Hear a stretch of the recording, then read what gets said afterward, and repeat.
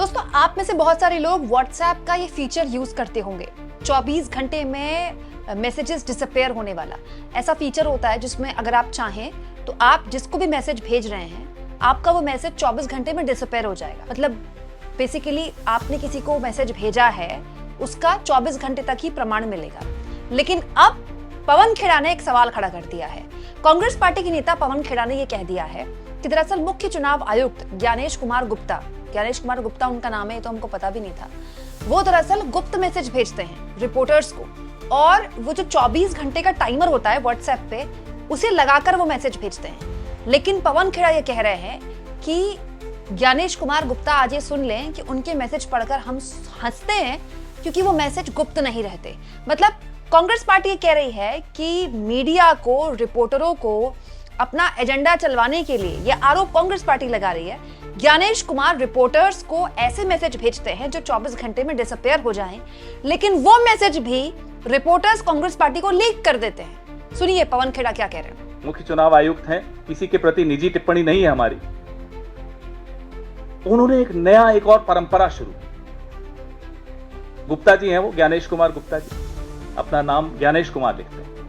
अब गुप्ता जी को यह लगता है कि पत्रकारों को वो व्हाट्सएप मैसेज करके खबरें प्लांट करेंगे और वो गुप्त रह जाएगी बात। गुप्ता जी, यहां कुछ गुप्त नहीं रहता।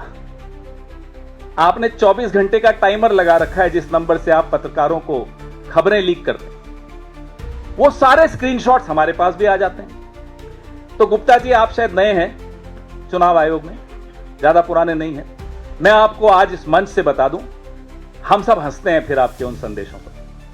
वो संदेश गुप्त। दोस्तों, ये अपने आप में बड़ा हास्यास्पद है और अजीबोगरीब भी है, क्योंकि मुख्य चुनाव आयुक्त क्यों किसी को मैसेज करेंगे? भाई, चुनाव आयोग के पास पूरी एक टीम है, पूरा एक डिपार्टमेंट है जो कि मीडिया को खबरें देने का ही काम करता है। मुख्य चुनाव आयुक्त के पास यही काम रह गया है कि वो रिपोर्टर्स को मैसेज भेजें, लेकिन ये आरोप पवन खेड़ा का है। अब दोस्तों, पवन खेड़ा यही नहीं रुके, आगे वो एक और बात बोलते हैं प्रेस कॉन्फ्रेंस में। उन्होंने कहा कि बाकायदा मीटिंग के अंदर मुख्य चुनाव आयुक्त धमकाते हैं लोगों को।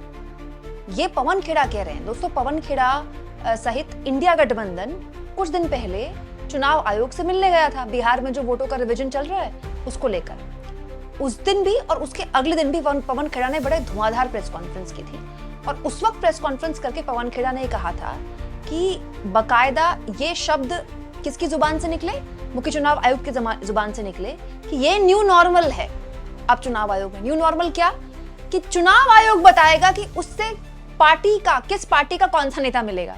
मतलब अब तक ये चलन था कि चुनाव आयोग से कोई भी पार्टी का नेता जाके मिलता है। भाई, चुनाव आयोग को क्या मतलब प्रेसिडेंट आए कि महासचिव आए कि संगठन मंत्री आए? चुनाव आयोग को तो पार्टी के प्रतिनिधि से मिलने का मतलब है। लेकिन ये पवन खेड़ा आरोप लगा रहे हैं कि मीटिंग में चुनाव आयोग की तरफ से ज्ञानेश कुमार बैठे हुए थे और उनके शब्दों में उन्होंने ये कहा, दिस इज न्यू नॉर्मल।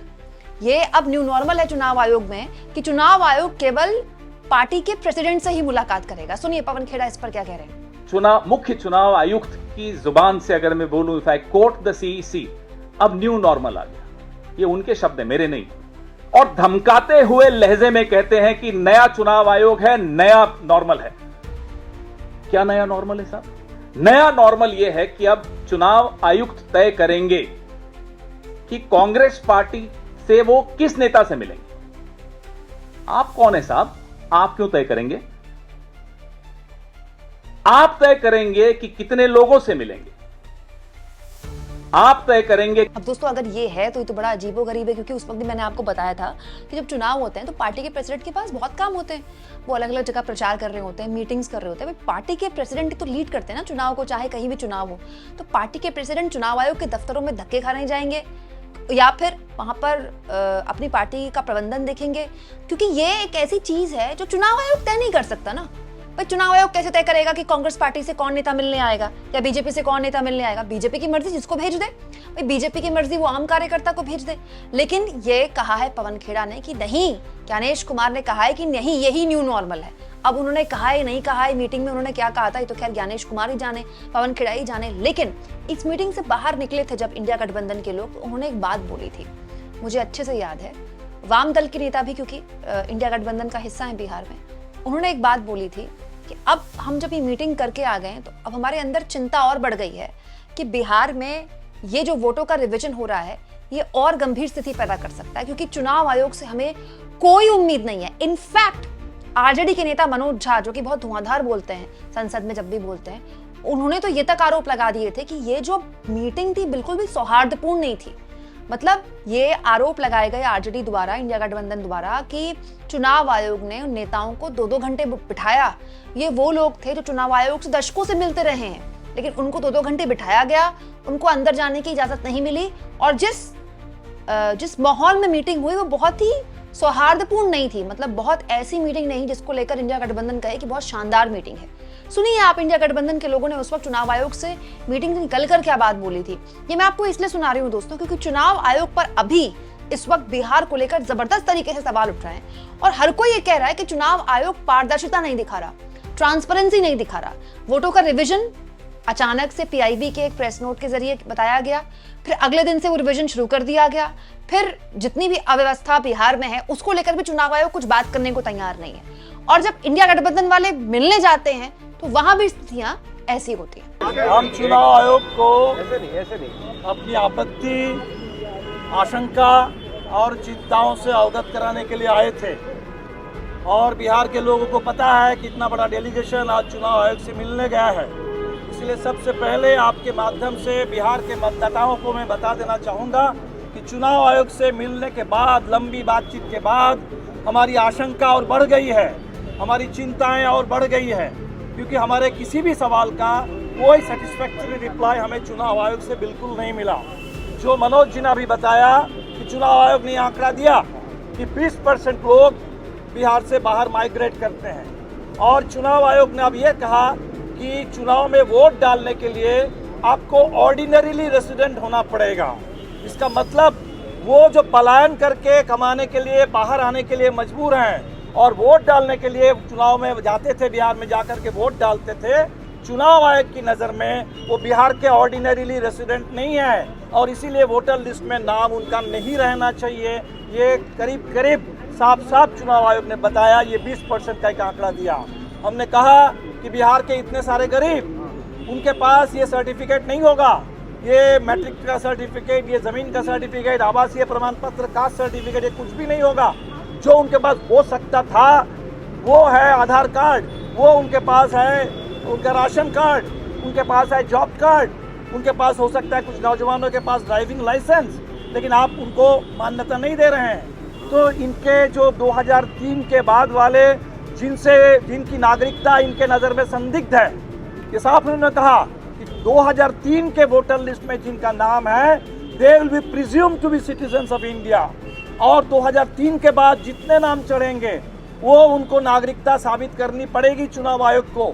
जितने हमारे नौजवान मतदाता हैं आज के दौर में, छात्र नौजवान जो रोजगार को लेकर सड़क में आते हैं, सवाल उठाते हैं, जो अग्निवीर के खिलाफ प्रदर्शन करते हैं, रोजगार के सवाल पर, पलायन के खिलाफ, आज उनकी नागरिकता चुनाव आयोग के नज़र में संदिग्ध है और साबित करने की आवश्यकता है। और इसीलिए उन तमाम लोगों को ये SIR के बहाने इसको एक सिटीजनशिप टेस्ट में धकेल दिया गया।